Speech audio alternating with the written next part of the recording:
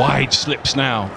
Adventurous, very adventurous. The fizz has gone up. The fizz is pleading. Rishabh Pant match not শেষে quite. মুস্তাফিজকে একা পেয়ে একই কাণ্ড ঘটালো প্রীতি জিন্তা। বিস্তারিত জানতে দেখুন পুরো ভিডিও। দর্শক, গতকালই আইপিএলে খেলতে ভারতে পৌঁছান বাংলাদেশের তারকা পেসার মুস্তাফিজুর রহমান। আজ ছিল তার প্রথম ম্যাচ, আর সেই ম্যাচেই নিজের জাত চিনিয়ে দেন এই কাটার মাস্টার।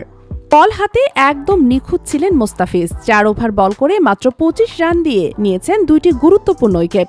তার কাটারে বিভ্রান্ত হয়ে বারবার ভুল করেছে ব্যাটসম্যানরা। নিজের দলকে জয়ের পথে এগিয়ে নিতে বড় অবদান রাখেন তিনি। তবে দিনের সবচেয়ে আলোচিত ঘটনা ঘটে ম্যাচ শেষে। খেলোয়াড়েরা যখন মাঠ ছেড়ে দিচ্ছেন, তখন হঠাৎ পাঞ্জাব কিংসের মালিক ও বলিউড অভিনেত্রী প্রীতি জিন্তা এগিয়ে আসেন মুস্তাফিজের দিকে। সবার নজর এড়িয়ে একটু একান্তে কথা বলেন তিনি। প্রীতি হেসে বলেন, তুমি দারুণ খেলেছো আজ। তোমার বলের কন্ট্রোল আর অ্যাটিটিউড একেবারে চমৎকার। আমি তোমার ভক্ত হয়ে গেছি। মুস্তাফিজ কিছুটা লাজুকভাবে হেসে বলেন, ধন্যবাদ দিদি, চেষ্টা করেছি দেশের সম্মান রাখতে।